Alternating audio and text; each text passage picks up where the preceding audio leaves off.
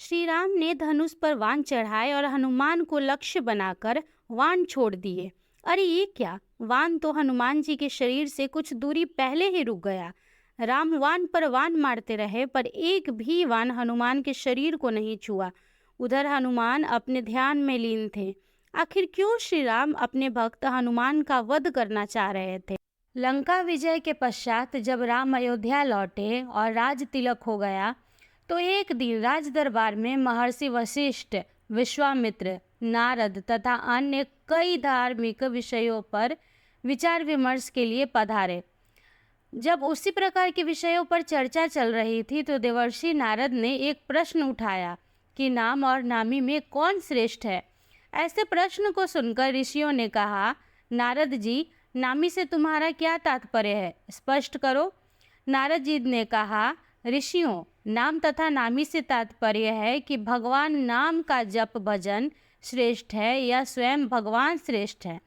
नारद जी की बात सुनकर ऋषियों ने हंसकर कहा, अरे नारद, तुमने यह कैसे बच्चों जैसा प्रश्न किया है? निश्चय ही भगवान श्रेष्ठ हैं, क्योंकि उन्हीं के नाम का तो जप किया जाता है। नारद ने कहा, नहीं, आपकी यह धारणा ठीक नहीं है। मेरे विचार से भगवान से बढ़कर उनका नाम है।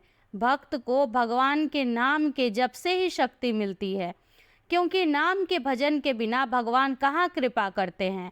पर यह बात सबने आसानी से स्वीकार नहीं की तो नारद ने कहा, अपने मत की प्रतिष्ठा के लिए मैं इसे उचित समय पर प्रमाणित करूँगा।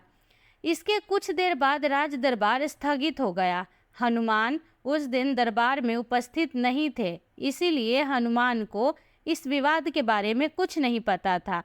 दूसरे दिन राज दरबार लगने से पहले नारद जी ने हनुमान को बुलाया और कहा, हनुमान, राज दरबार में जाने पर तुम भगवान श्री राम तथा उपस्थित ऋषियों को विनय पूर्वक प्रणाम करना, पर विश्वामित्र को प्रणाम मत करना। वे भले ही ऋषि का चोला धारण किए हैं, पर वे ब्राह्मण नहीं हैं। क्षत्रियों की पूजा ब्राह्मणों जैसी नहीं होती। हनुमान जी ने सोचा, नारद देवताओं के ऋषि हैं, ठीक ही कह रहे होंगे, उनकी बात अवश्य माननी चाहिए। उन्होंने कहा, ठीक है देवर्षि, मैं ऐसा ही करूँगा। दरबार में भगवान श्री राम सिंहासन पर बैठे थे। मंत्री तथा ऋषि आदि भी अपने अपने आसन पर विराजमान थे। थोड़ी ही देर में हनुमान जी आए। भगवान श्री राम के चरणों में प्रणाम किया, फिर ऋषियों का चरण स्पर्श कर प्रणाम किया। फिर उन्हीं के बीच बैठे विश्वामित्र को न तो उन्होंने प्रणाम किया और न ही किसी प्रकार का आदर भाव दिखाया। हनुमान जी के इस व्यवहार से विश्वामित्र ने अपने को बड़ा अपमानित समझा। वे राजा तथा ऋषियों के बीच इस प्रकार की अपनी उपेक्षा तथा अपमान को सहन न कर सके। तत्काल ही क्रोध में उठ खड़े हुए और श्री राम से बोले, श्री राम, तुमने अपने इस मुंह लगे सेवक की धृष्टता देखी? भरे दरबार में इसने किस प्रकार मेरी उपेक्षा की तथा उद्धत भाव से मेरा अपमान किया। श्री राम ने कहा, गुरुदेव शांत हो जाइए, मैं हनुमान से इस धृष्टता का कारण पूछूंगा। विश्वामित्र का क्रोध शांत नहीं हुआ। उन्होंने कहा, यह तो आपने प्रत्यक्ष रूप से देखा, पूछने की क्या आवश्यकता है। अस्त्र शस्त्र के क्षेत्र में मैं तुम्हारा गुरु रहा हूँ, यह गुरु आज्ञा है, इसे दंडित दीजिए। नारद ने भी विश्वामित्र की हाँ में हाँ मिलाई तथा कहा, भगवान विश्वामित्र जी ठीक कह रहे हैं, हनुमान ने इनका प्रत्यक्ष रूप से अपमान किया है। आपके उदंड सेवक को दंड मिलना ही चाहिए। नारद की बात सुनकर हनुमान असमंजस में पड़ गए। भरे दरबार में अपनी स्थिति देखकर कुछ न बोल सके, परंतु सोचने लग गए कि जिस नारद के कहने पर मैंने ऐसा किया, वही नारद अब मेरा बचाव न करके मुझे दंड देने की बात में सहमति जता रहे हैं।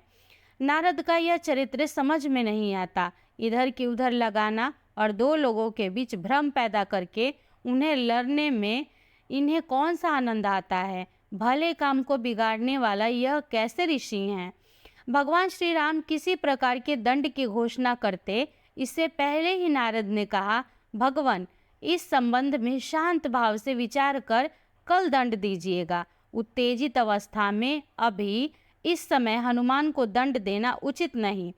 सबने इस सुझाव को स्वीकार किया और सभा स्थगित हो गई। रात को हनुमान नारद के आश्रम में आए और कहा, देवर्षि, आप यह कौन सा खेल खेल रहे हैं? मेरा वध कराकर आपको क्या मिलेगा? मैंने तो जो कुछ अभिनय किया वह आपकी आज्ञा से किया था। नारद हंसकर कहा, हनुमान, निराश मत हो, चिंता मत करो। मेरे कहने से तुमने जो किया है उसके लिए दिए जाने दंड से तुम्हारा कुछ नहीं बिगड़ेगा। तुम्हें दंड मिलेगा पर तुम्हारा बाल भी बांका नहीं होगा। मैं जैसा कहता हूँ बस वैसा ही कल करना। कल प्रातःकाल सूर्य तट पर ओम राम रामाय नमः इस मंत्र का जाप करते रहना। कोई कुछ कहे तुम कुछ मत तो सुनना, बस यह मंत्र प्रेम भाव से जपते रहना। प्रातः हुई। हनुमान जी स्नान कर सरयू तट पर खड़े होकर मंत्र जाप करने लगे। दरबार लग जाने पर जब हनुमान दरबार में उपस्थित नहीं हुए तो श्री राम ने पूछा, हनुमान कहाँ हैं? अभी तक नहीं आए। विश्वामित्र ने कहा, आप आज दंड देने वाले थे, शायद इसीलिए डर कर नहीं आया। नारद जी ने कहा, मैं अभी थोड़ी देर पहले सरयू तट पर उसे स्नान ध्यान करते हुए देखा है। भगवान राम ने कहा, यह हनुमान की एक और उदंडता है। हम स्वयं तट पर जाकर वहीं हनुमान को दंडित करेंगे।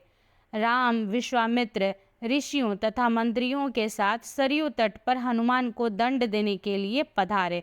श्री राम अपने भक्त को बार बार करुणा भरी दृष्टि से देखते और सोचते, यह दुर्दिन के साथ ही ऐसे परम भक्त पर कैसे वान चलाएं। उधर गुरु विश्वामित्र के कोप का भी डर उन्हें सता रहा था। गुरु की मर्यादा की रक्षा के लिए उन्होंने हनुमान को दंड देने का निश्चय किया। श्री राम ने धनुष पर वान चढ़ाए और हनुमान जी को लक्ष्य बनाकर वान छोड़ दिए। अरे ये क्या! वान तो हनुमान जी के शरीर से कुछ दूरी पहले ही रुक गया। राम वान पर वान मारते रहे पर एक भी वान हनुमान के शरीर को नहीं छू सका। उधर हनुमान राम के वाणों से प्रहार से निश्चित रूप से नारद के बताए मंत्र का जाप करते रहे। वह मंत्र जैसे हनुमान का कवच बन गया। यह देखकर श्री राम को बड़ा आश्चर्य हुआ। हनुमान में यह कैसी शक्ति आ गई है? उनके दंड का प्रयास व्यर्थ हो रहा था। विश्वामित्र को लग रहा था कि राम अपने भक्त को बचाने के लिए जानबूझकर इस तरह वान चला रहे हैं कि उनको चोट न पहुँचे। अपनी इस असफलता से विचलित होकर राम ने ब्रह्मास्त्र उठा लिया। राम ने ब्रह्मास्त्र हाथ में लिया तो हाहाकार मच गया। नारद ने कहा, ऋषिवर विश्वामित्र, हनुमान के अपराध को क्षमा करे। अगर राम का ब्रह्मास्त्र छूट गया तो सिर्फ हनुमान ही नहीं मरेंगे बल्कि सारे लोक में प्रलय मच जाएगा। ब्रह्मास्त्र से निकली ज्वाला देखकर विश्वामित्र भी डर गए। उन्होंने राम को रोकते हुए कहा, राम, ब्रह्मास्त्र को वापस तुणी में रखिए। हनुमान के अभिनय को मैंने क्षमा किया। इतना सुनते ही हनुमान को जैसे जीवन दान मिला। राम को धर्म संकट से मुक्ति मिली। सब लोग प्रसन्न हुए। हनुमान ने आकर विश्वामित्र से क्षमा मांगी और नारद जी की ओर देखा। नारद ने हंसकर कहा, प्रभु, इसका कारण मैं हूँ।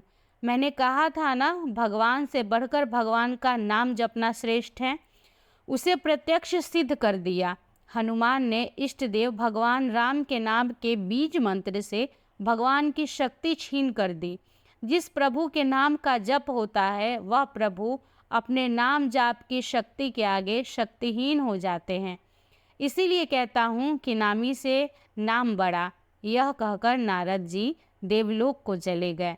उम्मीद है आप सबको आज की कहानी बहुत अच्छी लगी होगी। अगर ऐसा है तो चैनल को सब्सक्राइब करिए और कमेंट में जय श्री राम लिख के जाइए।